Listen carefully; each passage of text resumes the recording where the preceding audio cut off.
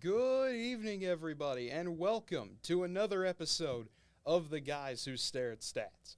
I'm Cade Kennedy alongside Andrew Santangelo as we continue our quest to find something to talk about here in the middle of July. It is episode number 66 of the show. I found that out. I went through all the old archives. If you looked on NWTV7 or The Guys Who Stare at Stats, you might have noticed the titles of the videos have changed a bit.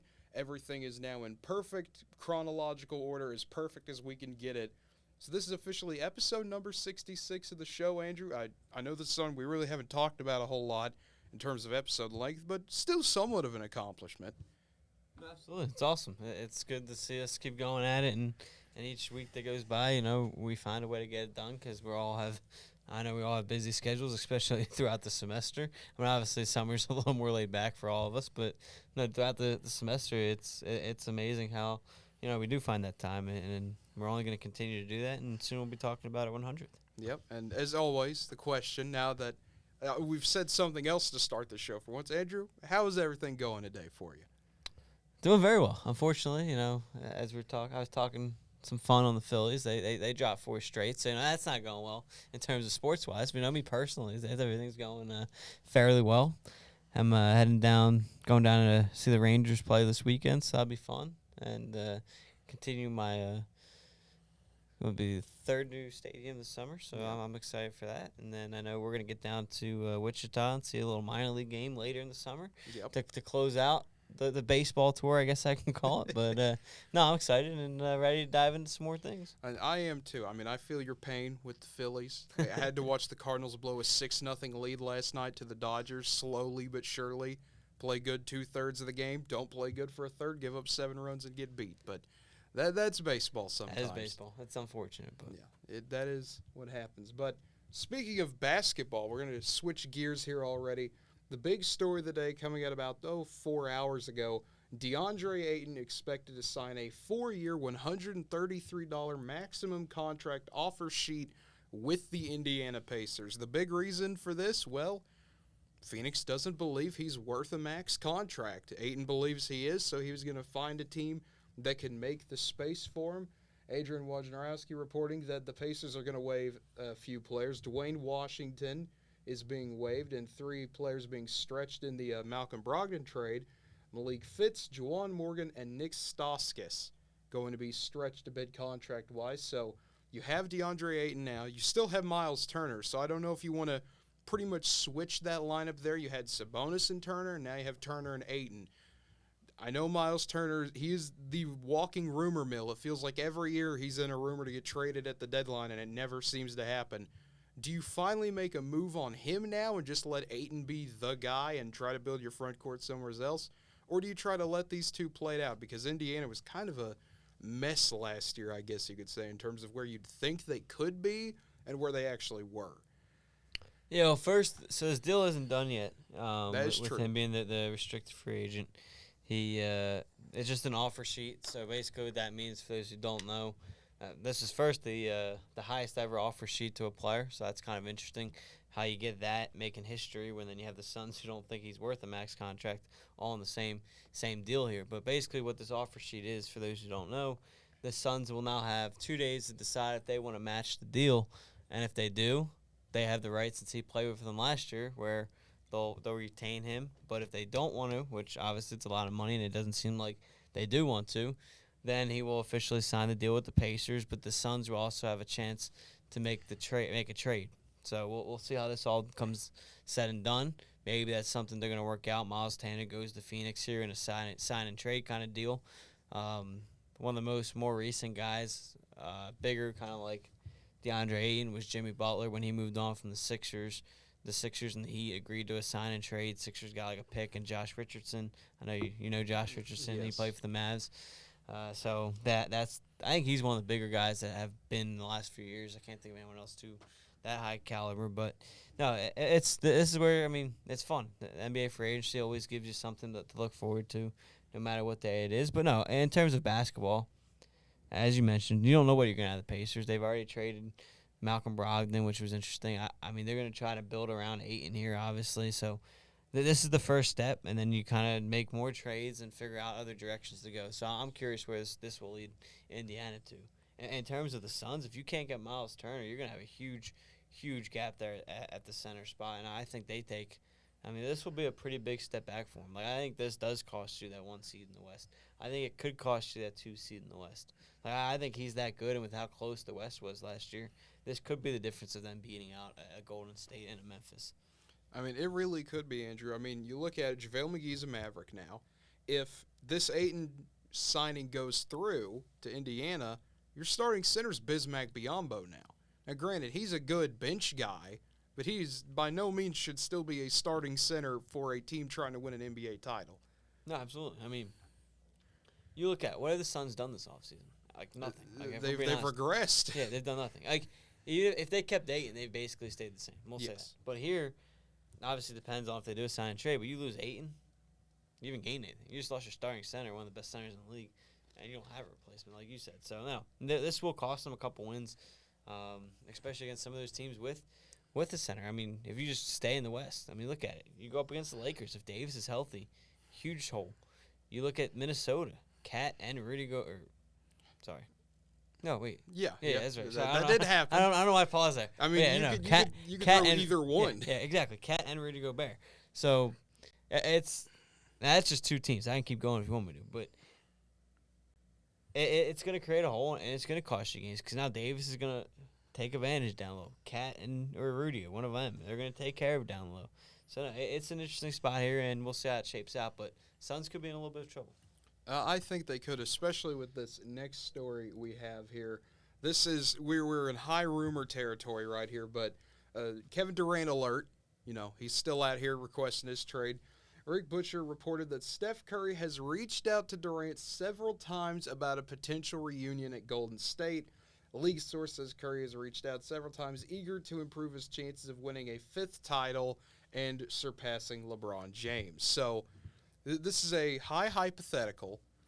I don't know what pieces you would use here if you're Golden State. I would assume you'd have to throw Wiggins in some combination there. But imagine if that happened. Just imagine if he goes back to Golden State. If Durant goes back, what is the reaction there from just the NBA? Because we know Golden State fans, I'm sure, would be okay with it. They already dealt with this ride once before, and hey, a higher chance at another title is always a good thing for your team. But if we have basically 2016 Part 2, where Durant goes out to Golden State again, just what even happens? Like, what do? We just get the exact scenario, but now we got Lakers, Warriors, and it's all in the same conference. If Kyrie goes to L.A., then you really would have 2016 Part 2. Yeah, obviously the talent on the court is big and will be great, but I worry about the chemistry. I think you really saw it take a hit throughout that last year down there, and those guys are still there. Draymond Green, and we all know he hasn't changed at all. Yes. I mean, he's not going to change at this point. How is he going to react? I mean, yeah, Curry can text him all at once, but there's still 15 other guys in that locker room that have to be ready to play with him. And Kevin Durant's injury history worries me a little bit there, just like Clay. So, on paper, obviously, yeah, fantastic. But there are still a little bit of concerns there. I get it. It's Kevin Durant, and that's what everyone's going to say. But if you're Golden State, like, you just want a championship. Why even mess with you don't really need your chemistry there. You're the one team that doesn't need Kevin Durant. Yeah, your chemistry was so good this year. It took you to the finals. Just run it back. I mean, there's no need to trade Wiggins. I don't even know whoever else you want to throw in there. There's no need to trade a Wiggins, a Wiseman, a Poole, and all those guys. To me, I don't know. I get it. You want Kevin Durant, and obviously I want Kevin Durant on my team too. But with the way it ended last time, it would just be interesting to see them make that trade. Maybe things are better. Obviously, I don't have Draymond Green's number and Durant's number, and I'm not talking to them every day. So maybe they have patched everything up. So maybe they have. If Curry's texted him, I'm sure Curry wants to do the best for his team. But you know what? At this point, maybe Draymond's part of that package, to be honest. Maybe. I mean, that could very well become a thing. Also, just pointing out, Draymond and Ben Simmons on the same team. What is spacing? Not only what is spacing, but what is offense? Over under 3.5 games before Draymond loses it on Ben Simmons. Oh yeah, that like, I can see that happening. Like, I mean, Draymond Green freaks out on some Warriors players that win championships. What is he gonna do to Ben Simmons? Yeah, What's he gonna do to a rookie coach and Steve Nash a young coach and Steve Nash that has had problems before? Wait, is he still there? Yeah, he's still there. Yeah, he's still there. So I mean, what's he gonna do? Like, I don't know. Yeah, that'd be interesting in Brooklyn. It really would be. This is just another fun little hypothetical here. Moving on to the next bit of news, Andy Larson reporting that the Jazz have asked Miami to engage in a third team if they're interested in Donovan Mitchell. The Jazz do not find the packages Miami can offer sufficient enough. So this kind of goes into the return of the trade machine, because I've set this up. Now, as you can see, I have the Knicks set up here instead, because I've heard a lot of rumors in the past, even just 30 minutes, that this would likely be a potential trade offer we could see the Knicks throw at Utah. I've heard that the Jazz are high on Quentin Grimes, the guard out of Kansas, the young guard there. Maybe even an Obi Toppin or something along those lines. The Jazz want some young pieces from the Knicks, and they do not want Julius Randle at all. That's what I've been told. Julius Randle's an absolute deal breaker for Utah. See, what I don't get is this is the most Knicks thing ever. The Miami Heat can beat that package if that's what they're interested in. Mm-hmm. Julius Randle is better than anybody in that package. Like that's interesting that that's who they're asking for. Yeah, but the thing here I've seen is that people are, they're Tyler Hero is available. You know, I would think he would be from Miami, but people say they like R.J. Barrett more than Tyler Hero. They like things like that. But I agree with you. I think Miami could beat the package if they wanted to. I mean, you have a Duncan Robinson available if you want to deal his contract. Hero, you could throw some combination of Strus and Vincent, some of these undrafted guys that did play a huge part in the Heat's run this year. And for cheap, too. Extremely cheap. Absolutely. I guess the only thing is a lot of those Miami guys aren't the youngest. Yeah. But if you're trading Mitchell, you're probably getting Tyler Hero. Yeah.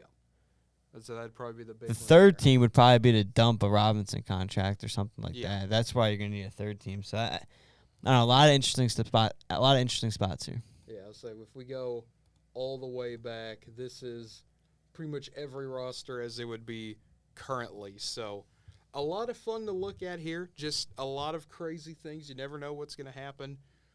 If something does happen, though, if we had to pick the Knicks or the Heat acquiring Mitchell, who would you take, Andrew, to make the deal? Not saying it's the right move, not saying it's the team that should do it, but just of those two, who do you think would get Donovan Mitchell?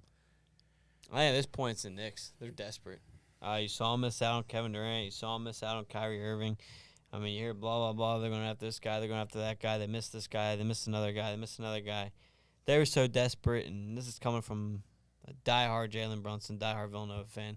They were so desperate, they're paying Jalen Brunson over $100 million. That's true. That is just incredible. I'm sure Jalen Brunson probably saw that and was like, okay, sign me up. Yeah, great. But no, they've hit desperation mode where they're trying to get names in there, and they're desperate for trying to bring in a name like Donovan Mitchell here, and I think they're gonna do what it takes. And I'll tell you what though, the rumors about them leaving Julius Randle in there, Knicks should be like, yes, please keep it. Yeah, I'll keep Julius Randle.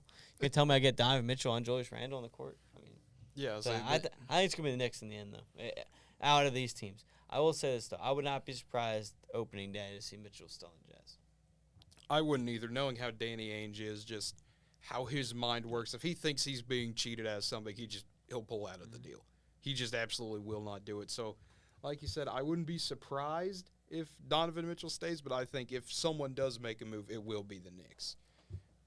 But moving on to a little bit of Oklahoma news, just a little something for us involving the NBA. Mayor David Holt wanted to put Thunder Alley developments on hold as city officials and the Oklahoma City Thunder basketball team have begun discussions to maybe build a new NBA arena, which would be a little bit interesting. You just got the Paycom Center name over and everything. I personally think it's a good arena. I went there last year for a game. I had no problems with it. I know they're changing the seating this year from more of a hockey style to a pure basketball style. Read about that earlier today, and it's pretty interesting. I don't know why we would build a new arena yet. unless there's some problem I don't know about or, Yeah. bad location. But I think it's fine right in the middle of Bricktown where it is. Yeah, it's surprising. I've gone to every Sixers game since I've been in Oklahoma, pretty much. I think outside one or two. Obviously, one of them being the COVID year. So, I mean, I like going there. I think it's a fun atmosphere. They always get a good crowd. I mean, I went this year when they were obviously tanking, and there was still, I don't want to say it was a sellout, but it was still pretty close and loud. So, no, this is absolutely a surprising move to see that. But, hey, if they got the money and they want to build a bigger stadium and they're going to make it better, I mean, we joke about, crossing sports here, the Coyotes, they've dug themselves in a hole. This will obviously help the Thunder avoid that a little bit. Yeah. I would be surprised, or I'm surprised. Well, I guess not really. It depends on when they do it, if it's going to go like right away or not. But I would have thought, you bring out a new stadium when you kind of supposed to make that turn. Meaning like, okay, yeah, obviously you tanked last year. You're going to take a little bit before you get to the next level. So maybe in like 2 years, you bring in a new stadium with a superstar team. I could see them like trying to lay the groundwork for that now, though. If they're just beginning discussions, it might be, hey, we're supposed to be pretty good and contending for, maybe a conference title in 5 years. Let's have a new arena then that can sit, X amount of people and do. I could see that, but as of right now, it kind of feels silly because it's like everything looks fine. I went down there when they played the Suns this year. The only bad thing of that arena was the Thunder lost. Like, that was the only bad thing going on down there for them, but I don't know. I'm not the architects. I'm not in charge. That is a political thing. But moving on to something not political, Canada. Totally not political. The Blue Jays firing their manager, Charlie Montoyo, amid recent struggles. This just seems weird to me. Like, I understand, I've heard from Blue Jays fans that they feel they're underperforming, but you're not going to catch the Yankees. Like, you're 46-42. You're contending for a wild card spot in the American League. This feels like the weirdest manager firing we've had yet. The Phillies was understandable. The Angels was understandable. This is a little bit weirder territory, I guess you could say. Yeah, absolutely no question. The Toronto Blue Jays made a mistake on Wednesday afternoon. The Toronto Blue Jays will regret that mistake by the end of the season, if not even next year. Unless something horribly went wrong in the locker room. Yeah. Obviously, I do not know what happened behind the scenes. However, this guy took over a bad team. He did. First year, only won 67 games. So his record is miscued because of that. COVID year, takes him to 4 games above 500. Last year, he won 91 games and was a contender for the playoffs. This year, people are saying they're quote-unquote struggling. Find me a team that does not struggle throughout a 162-game season. Everybody does at some point. They are sitting 5 games above 500 after going 1-9 in the last 10 games. They had a struggle. That's correct. Yeah. If they're still 5 above 500 after going 1-9, that means they're doing fairly well before that. Season ended today. They're, I think, a game out of the wild card spot, if not tied for it, depending on how the rest of the late night games shaped out yesterday. Why in the world is he fired? One struggle?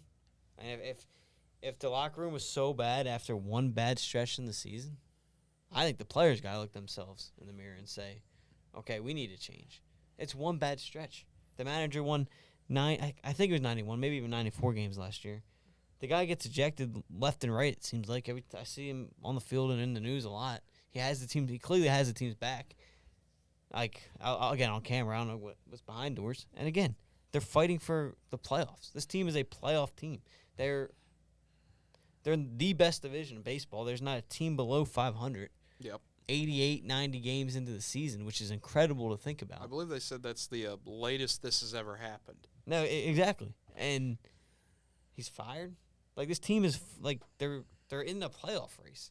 They have one of the worst pitching staffs in baseball. I mean, you banked on Jose Barrios to come back and turn into a Cy Young contender. He hasn't been that in a little bit. So, I mean, yeah, he's going to struggle a little bit. And other starters, Ross Stripling, who was a 6th, 7th starter on the Dodgers, and I get their team's pretty good, but, I mean, again, he wasn't even in their starting 5. I mean, he was bouncing around. So, it's not like this guy's got a Yankees team or a Dodgers team and, you know, they're only 4 games above 500. I mean, he's still got guys. I mean, and then I know everyone counters with, well, which guys are playing? Well, if those guys are, well, your catcher, all-star game. We talked about it on Tuesday. Kirk. Like, not many people know who that is, but he's turned him into an all-star. Vlad Guerrero, he's an all-star. Like, they got all-stars, and they're playing well. They're in a tough division. This surprised me. I was shocked to see this happen after one bad stretch in the season. And, I'll end it with how I started it. The Toronto Blue Jays will regret this decision by the end of the year, or if not, at least by next year. Yeah, I mean, I really don't know. John Schneider is going to be interim manager for the remainder of the season. This just feels like an overreaction. Like you said, everyone slumps in baseball. You play 162 games, you're going to have a stretch where you don't play that well. That's just going to happen. And it really doesn't make any sense, even looking at the little stats here. You know, in home runs, they're 5th under Montoyo. You know, hits, they were 7th. Their average batting percentage was 7th. Their win percentage was 16th. They're right at 500. And considering what you said with what he took over a bad team that won 67 games in year 1, the fact that he's been able to move that up, it really doesn't make any sense. Yes, they're 3-9 in July. People have bad months sometimes.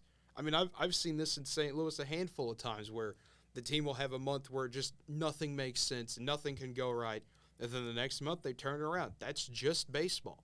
This happens all the time. I really don't know why the Blue Jays went ahead and did this. To me, this seems like a silly move, but only time will tell. But like you said, Andrew, I think when we get to the end of the year, we're going to remember this moment as a day Toronto really did screw up, trying to win a little too much and making the wrong decision. If you wanted to make a contending move, just do a trade. I mean, the trade deadline's coming up. If you want to make a trade or something like that, you got some pieces you want to do, go for that instead. Don't fire your manager when you're 4 games above 500. No, exactly. And I'll say this. I just did the math here. If you take out that first bad season, his record now goes to 169 and 141. 18 games above 500 and a win percentage of .519. That's pretty good. Yeah, especially in that division. When you're winning 52% of your games nearly in the toughest division in baseball, and like you said, that's a pretty good sign. And again, it doesn't change over one night. So he took over a bad team in 2019. He had a COVID year where he goes 32 and 28. Who knows what a team would have done if he had a full 162. And then he won 90 plus games last year. I will say this. You already mentioned Joe Girardi being fired. If I'm the Phillies and they don't, I like Rob Thompson, so I have no issues if they do re-sign him, obviously, because they're playing well. But if we don't, this guy's my first call. Yeah. If I'm the Angels, I'm not even waiting. I'm signing him right now. Yeah. Like, no offense, I think it's Phil Nevine or something like that. Their interim manager, he's obviously not getting the job done. If I'm the Angels, I'm calling him right now. If I'm the White Sox, maybe not in season at this point. I don't know why he's still there, but Tony La Russa in the offseason, see ya. I'm going to get him. Yep. Astros, I mean, Dusty Bakers can only manage for so long. I'm going to be surprised if he retires soon. So if he retires in the offseason, call this guy. I would love to see this guy manage a team with the talent that's on that Astros team. And the other thing crazy here, the decision to fire Montoyo was made in a day. Like, this wasn't a long-term, like, okay, if this happens. They decided this in under 24 hours. Just like spur of the moment, oh, we're firing him. Well, you know why they did it? I believe it? This because, you know, everyone's all about image and image and image. Yep. They have a stretch now. The Phillies are missing a bunch because of COVID. Kansas City's missing 40% of the roster this weekend because of the vaccination policy in Canada.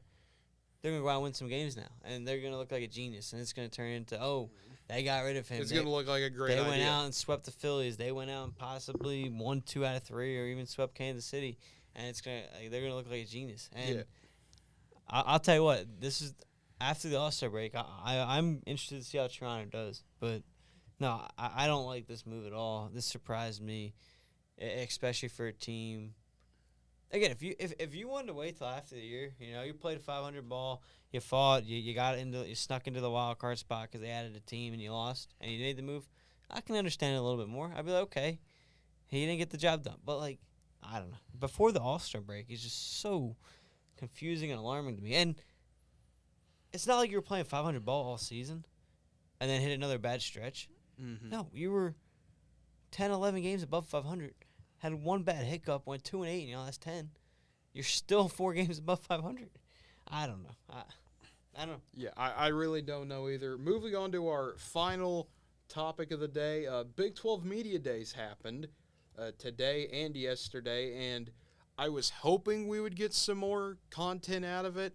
We really didn't, except for Mike Gundy. Mike Gundy delivered the one-man show of content in Arlington, kind of joking around here, getting asked a lot about OU and Texas's move to the SEC, which I'm sure he loved being the coach of Oklahoma State, getting asked about what he thinks about what OU and Texas are going to do. I'm sure he 100% loved that. And Gundy jokingly saying that, he has some advice to the new commissioner, Brett Yormark. Don't let Texas and OU continue to participate in the league's business meetings. Gundy was kind of joking around saying, OU and Texas are still involved in everything. If I was them, I'd kick them out. You're not going to be in the conference, just go already. Yeah. It's like, as an OU fan, yeah, I would also like to go already, but we don't want to pay $80 million. So, we'll see if we get a compromise there. Moving down to the next story as we scroll, Brett Yormark did mention he is exploring all options with expansion, and he also mentioned something interesting to me, that he is willing to make a deal with OU and Texas. Obviously, that could mean anything. But maybe OU and Texas get out a little bit early, 2024 maybe instead of 2025 or something along those lines. But like I've said, realignment never sleeps. No. Not for a single day. So it continues. Moving on to the next thing Gundy said, talking about the Bedlam game, getting asked about, what he thinks the future of Bedlam will be. He said Bedlam is history. It is not going to be the same Bedlam when Oklahoma leaves the conference. As well as mentioning the future of Bedlam is a year or two left. That's the future of Bedlam based on somebody else's decision.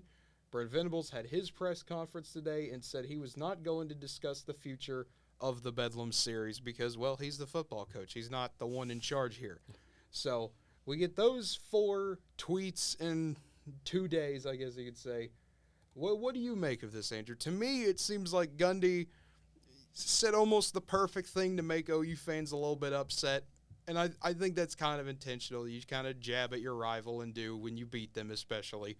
It bugs me a little bit, but I know what he's doing. It bugs me from a rivalry standpoint of of course you're going to act like, we're not going to play you again. This is it. This is the last 1 or 2. It's like, you could play us. You can open up your schedule. You can get rid of Arkansas Pine Bluff. Come on, guys. Listen, I understand OSU has they want to do Power 5, Group of 5, FCS, but come on. Do you really need that FCS game when you could play Oklahoma? Well, yeah, we do need it because without those, you might not make a bowl game. No, I have a couple I want to get to too after these. We talk about these Bedlam ones that I saw, but. No, like you say, he knows what he's doing. He's been in the press conferences forever.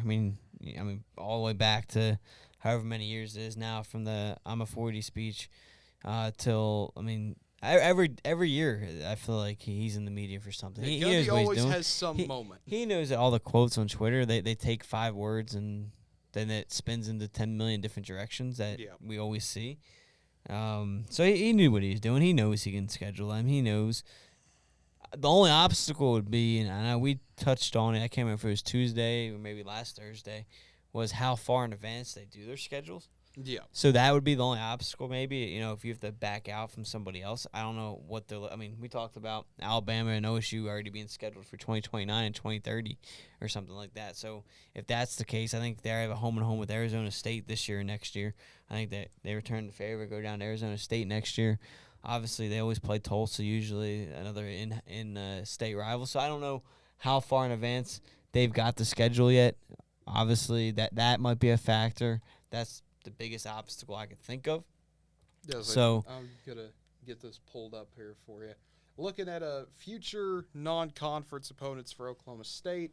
Like I said, this year you got Arkansas Pine Bluff, 2023. You have Central Arkansas, Arizona State, South Alabama. Getting to 2025 when OU and Texas are expected to leave at the very latest. You do have a bye. You do have an open slot there. Going to Oregon and Tulsa. 2026 Tulsa, Oregon, Murray State. 2027 Western Illinois, Arkansas, and Tulsa. I'll tell you what, if you can throw out Murray State and Western Illinois and at Oklahoma, you're at a conference schedule. That's pretty legit. If you're going Tulsa, Oregon, Oklahoma, and then Oklahoma, Arkansas, Tulsa. Like, I know Tulsa's not the best team in the world, but they know how to play OU and Oklahoma State pretty close, at least for half the game. So that would be some pretty fun out-of-conference football there if they're able to do that, and then obviously the Alabama series. Yeah, and see, that's the thing to me and I know some OSU people aren't like this, but the ones that's like, well, we don't want to play Oklahoma again. It's like, don't pull a Texas A&M. Don't do we don't want to play, Bedlam's finished. When you guys left the conference, it's like, we weren't in a conference together for 57 years and we still played Bedlam. Like, come on. OU has done that with every team. They did it with Texas forever. They're seeing them do it with Nebraska now where they're going to play 4 times. They already played once. You play 3 other times this decade. I understand it's difficult. I understand you don't want to get rid of some of your scheduled games you already have. But to me, there's no reason you can't play them unless you just really don't want to or some other reason that I'm unaware of. Yeah, I think it's a couple things that go into factor. First, I mean, obviously, I'm going to go last year. You can throw out the window because last year was obviously a pretty big year for OSU. Yes. But before that, you have 8 wins, 7 wins. Obviously, it's pretty close to the 6 and 6. Well, I mean, let's be real. Everyone likes to try to talk of the Big 12 like it's a phenomenal conference. Let's be real. It's not. Yeah. I mean, it's the 3rd best conference on a good year. You keep 3. Well, not this year. You got Arizona State. That's not an easy game. But, I mean, let's go through it. Central Michigan, you figure it's going to be winning. You should, unless, Arizona State, coin flip. Arkansas Pine Bluff, obviously a win. That's a win. So there's 2 of your 6 wins. Mm-hmm. Kansas, win. Yeah. So that's 3. And we talked about it last week. Texas Tech is going to be down. There's 4. Yeah. Who was it? Who was above Tech? Is it TCU, I think? Or TCU. I mean, another down. West Virginia's like up all there those somewhere. schools. Yeah. So if you're throwing a win out, like, I get it. Last year, but last year was almost an outlier, if you want to say, because of COVID. You got a lot of your guys back, and you had that advantage. And you get Spencer Sanders back, so maybe I'm not saying you're not going to win 12 games this year. I'm just saying that's part of it. I mean, that's got to be part of it is you enjoy those because it will get you halfway to your win mark, and you technically only need 3 Big 12 games there. Yeah. But imagine because if you get OU on there, like Texas is probably gonna try to schedule you every once in a while. But no, like in all seriousness, like let's skip a few years. Let's jump to 2027 or 2026, whichever one. No, it's just 2027. You throw out Western Illinois. Hypothetically, let's say you lose to OU, very realistic. Let's say you lose at Arkansas, very realistic. Tulsa, we'll give them the win. Yeah. So that's 1 win. Yes. Kansas, you'll win. At that point, who knows? Tech's usually, they might be a little better by then. But let's say you win that. That's 3. TCU win. That's 4. Now you got to find 2 other wins. But you're going to be scraping a little bit. I mean, Baylor's still going to be pretty good. I mean, I'm just being realistic. Yeah. I mean, Cincinnati, Kansas State's, and BYU win. Cincinnati's obviously, I mean, it's a loss right now. I mean, with how good they are. Kansas State, they've always played as close. Like, I don't remember a time. I mean, there's really been a blowout every year. But I mean, it's always been close. I know that. I think 2 of the 4 years when I was at OSU was won on game-winning field goals. So, no, as exciting as I think that does play a factor though, because if you don't make the bowl game, you're obviously going to lose a ton of money. Yeah, but to me, it's just kind of funny. I guess it's more of an expectation difference, because from the OU side of it, I mean, and we look at our FCS games the same way. Why are we playing these? We'd be playing anyone else in America right now. There's no reason to play a Missouri State or a Central Arkansas. We can go schedule somebody else. And I get that's also, we expect to win 10 games every year, so bowl eligibility, if we're 5-6 going into the final week, something dreadfully wrong has happened.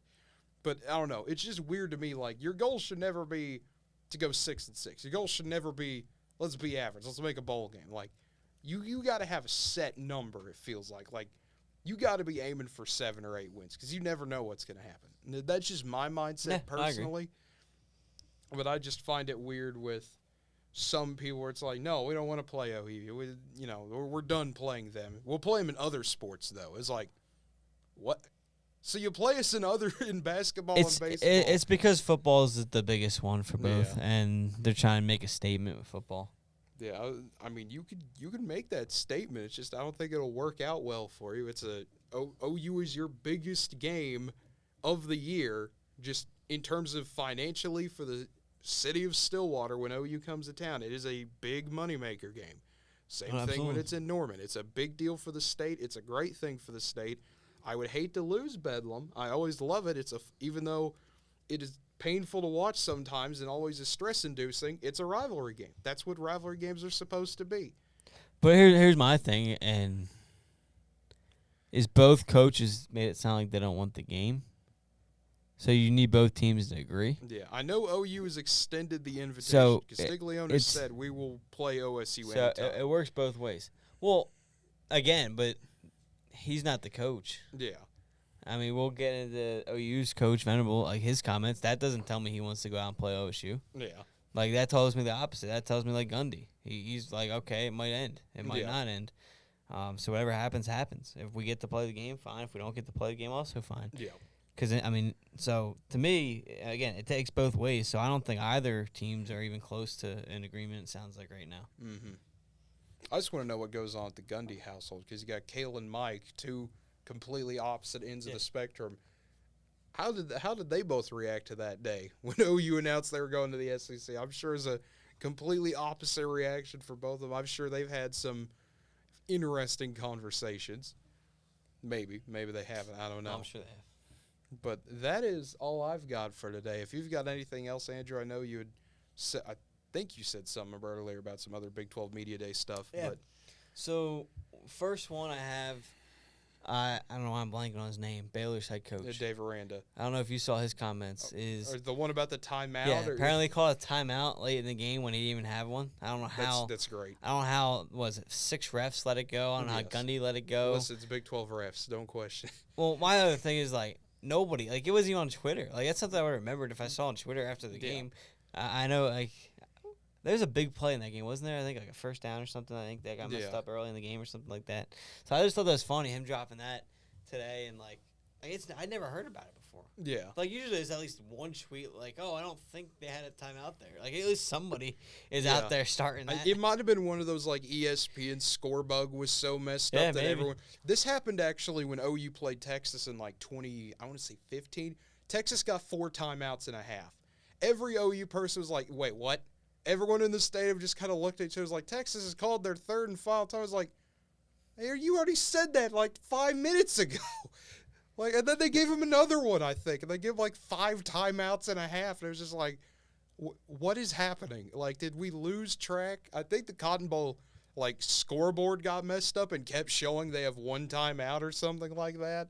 It was ridiculous, but I guess those issues happen sometimes, and sometimes you just think it's happening, but it really isn't. But I will say, working in sports now, like, obviously I'm not saying go out and make 100 million mistakes, but, like, I do have a lot more respect now when I see an error or something because I know how difficult it can be. Listen, as long as you're not messing anything up bad, Andrew, it's okay. No, exactly. Just give us an extra timeout when we need it. Exactly. Right? You never know.